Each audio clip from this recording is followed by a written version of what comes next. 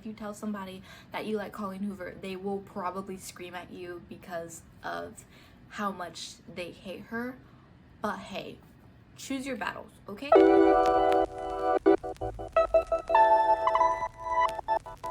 My first impression of Colleen Hoover was that I was awestruck. As a writer, knowing that someone can produce so many books, and she's only like, what, 30? It made my heart do a backflip. I was immediately in love with her, and I took a picture of all of her books that were available at Barnes & Noble's and myself, and I wept tears of joy. Then I told my friend all about her and how I had such big plans to become her, and she said, no. I have heard that if you have read one Colleen Hoover book, you have read them all, because though each story may have new and cool themes, there is one theme that never leaves you, and that theme is her way of romanticizing traumas. And you know what? My issue is that I want to read every book because of her desire to traumatize every character. I'm sorry, it is the sad truth. I would like to formally apologize for what I'm going to say next. I had only heard the hype, not any of the controversy to everything that is Colleen Hoover. And when I heard the controversy, it almost made me want to read her books more. Am I a sucker for doing that? Probably, yes. But did I buy 2 more of her books after reading halfway through her first book? Yes, I also did that. Am I currently on her second book with 0 regrets? Perhaps.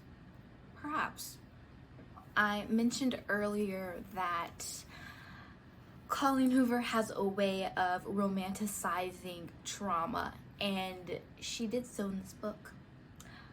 I will keep from telling you what trauma she romanticized, but what I will say is I believe that she took real life events about how people stay and let themselves get disrespected to a new level, and she mixes in what is supposed to be love and twist it.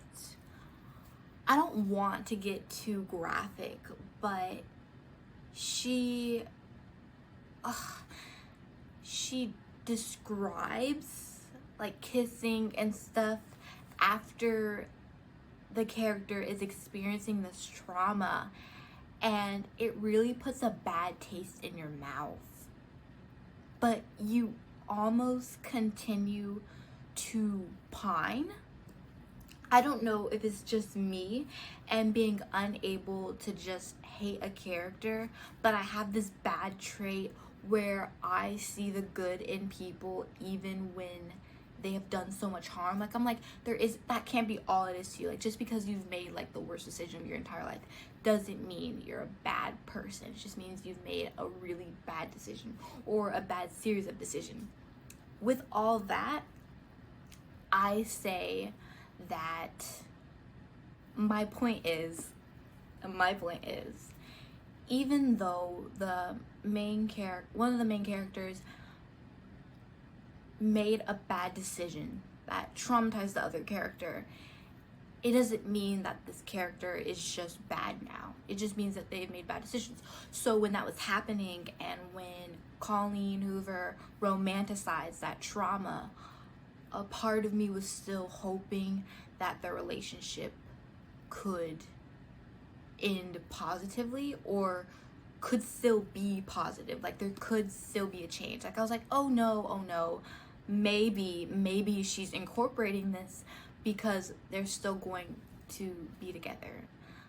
That was horrible thinking on my end, but I almost felt like she was gearing my brain that way. Like my brain chemistry was still pining because of the way it was written. I don't know. It was just like, I felt like if they were going to not be together, then that should have been made clear earlier in the book. But it was like it just went too far.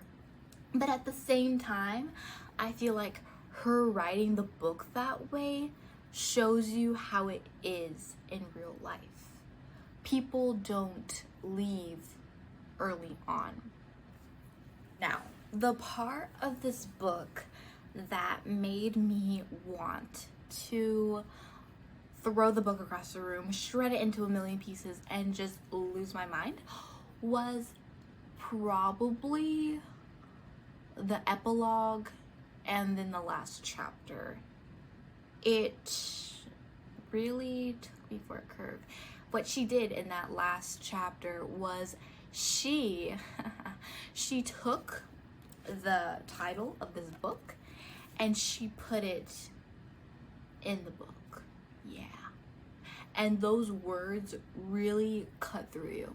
So because of that, I cried in the middle of the hair salon, really wept my eyes out, silent big tears. Oh yeah, that was fun because of how she did it. Like it was like a knife through my heart. It really hit home. But I guess my anger wasn't because I was literally weeping in the store. My like tears came from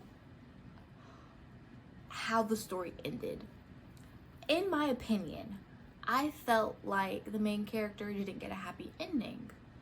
She tried to portray it like it was, but to me, she just was dealt the worst hand, received some of the worst consequences, and didn't really get justice for the situation. I'm trying to be so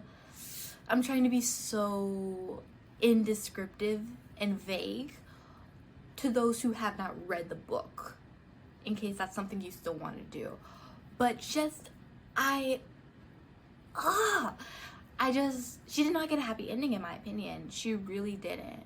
And also, just a little off topic, the main character's name is, if I'm not mistaken, we'll read it real quick. Lily Blossom Bloom or Lily Bloom Blossom. Do you hear how icky that is?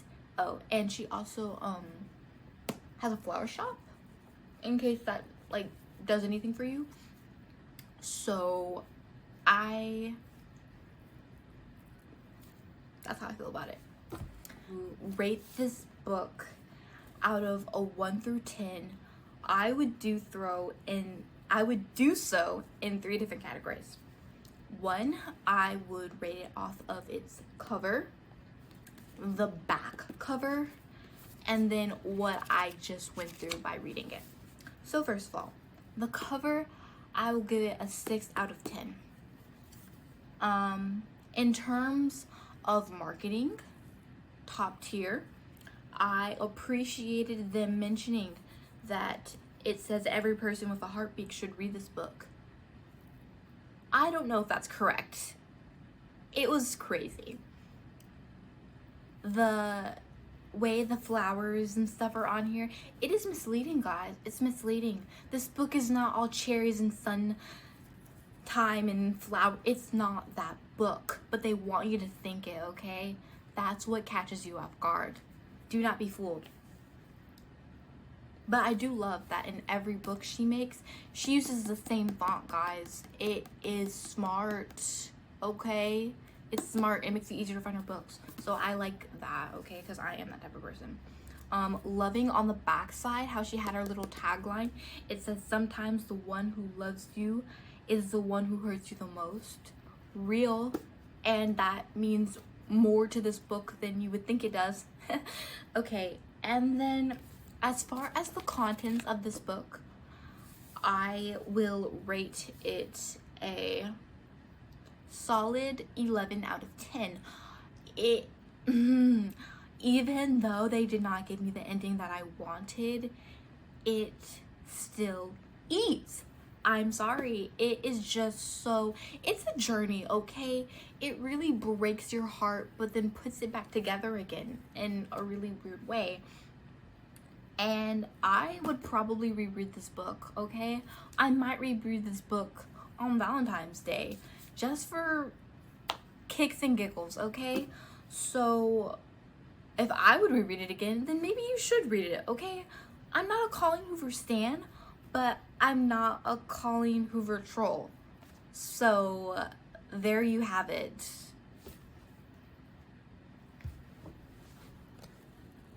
I have to say, like, would I recommend that you read her books?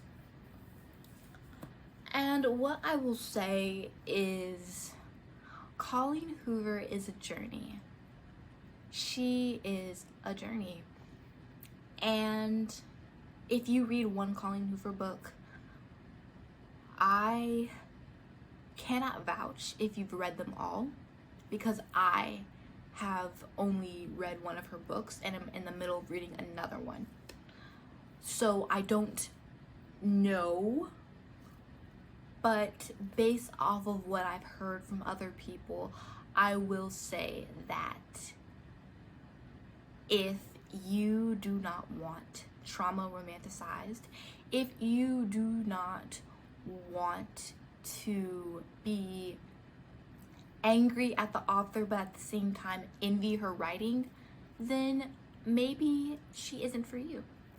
But if you're the type of person who enjoys being played with while you're reading the book and just is in love with her writing style, because her writing style is a treat. She is great at having that first chapter just pull you straight off, and then just the way that she will just randomly pop in a big word and it just flows so well and describing things, then maybe it is worth it. I do enjoy that. I'm a sucker for it, actually. So I think Colleen Hoover is a journey, and if you want to go down that messy, complicated, screaming journey, it's for you. And if you're not about making yourself mad, then maybe hard pass. To each their own is what I'll say.